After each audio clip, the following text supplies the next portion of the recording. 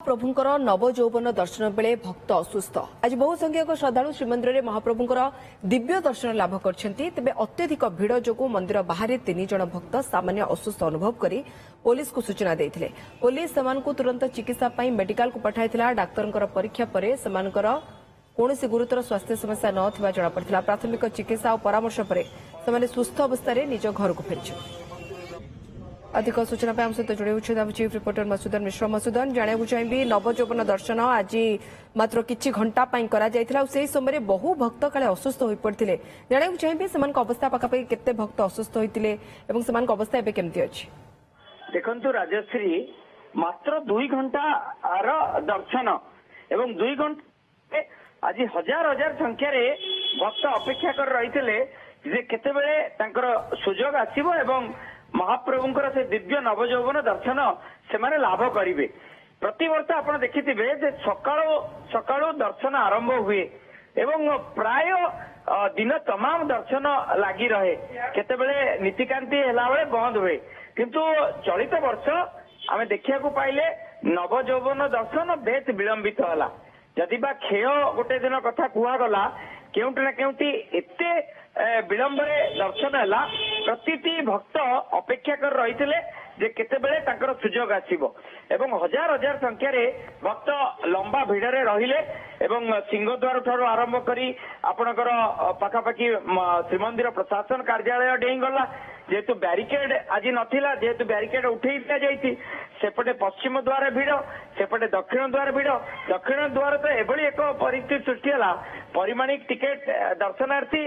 माने जो बाटे रास्ता जाई जिबे सेठी एभली पेला ठेला अवस्था हला सेठी बाध्य होइकरी पुलिस छाड़ी दबा को बाध्य हला काईना सेठी मध्य जो भली भाबे सिचुएशन को स्वाभाविक करिया पाई पुलिस मध्य सेठी कंट्रोल व्यवस्था करि पारिला एवं मंदिर बाहर एई जो चित्रटी आमे देखौछु जे किभली भाबे अनिश्वासी होई पड़िले जने महिला एवं तांकु तुरंत जो सिंहद्वार सम्मुख रे जो प्राथमिक चिकित्सा केंद्र अच्छी से स्थान को नियागला एवं से स्थान को नियाजिबा परे तांकु निश्वास प्रश्वास सठिक भावे करिबा पई डॉक्टर से स्थान रे उपस्थित रही अनेक चेष्टा पर से निश्चित चेता आसिला तांकर जो भली भावे अचेत होई पड़ जाइथिले एवं तांकर चेता आसिला तांकर उत्तम चिकित्सा करागला। केस मध्य आज देखा मिला बाहर अनेक समय धरी गरम गुड़गुड़ी जदि वर्षा होता किंतु गरम गुड़गुड़ी होता केउटी ना केउटी अचेत हो पड़े एवं भीतर अवस्था न कहवा भल कारण भीतर रे जो भीतर काठ निकट रे दर्शन होता एते चिपाचिपी रही जेहेतु यहाँ पुलिस किसी भी करि परिबो नाही कारण जो भली भावे भक्तों मनरे गोटे आवेग रही कि भावे नवजौवन दर्शन करेंगे जेहेतु मात्र 2 घंटा आगुआ डिक्लेयर करा जाइछि समस्त भीतर गोटे प्रतियोगिता मूलक रहूला जे आमे केमती जाइकरी महाप्रभुंकर दर्शन करदबू तेणु यही जो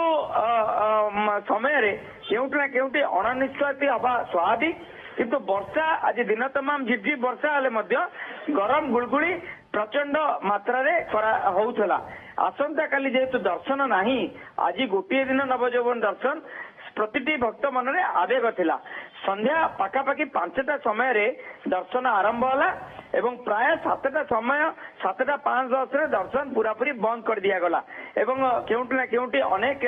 भक्त वंचित रहिले से माने आशा करिवे जे रथारूढ़ ठाकुर ही दर्शन करि परिबे जेहेतु आसंता काली दर्शन नाही केवल उत्तर द्वार दे प्रवेश करिवे भक्त माने महाप्रसाद पाई परिबे जेहेतु आसंता काली महाप्रसाद बाहरिया परे उत्तर द्वार दे प्रवेश करिवे महाप्रसाद आनंद बाजार रे पाई। बहुत बहुत धन्यवाद मसूदन आपन तमाम सूचना पाई। मसूदन मिश्र चीफ रिपोर्टर अधिक सूचना देउथले जे अत्यधिक भीड़ आज नवजौवन दर्शन रे बहु संख्यक भक्त असुस्थ हो पड़ते निश्वास प्रश्वास नबारे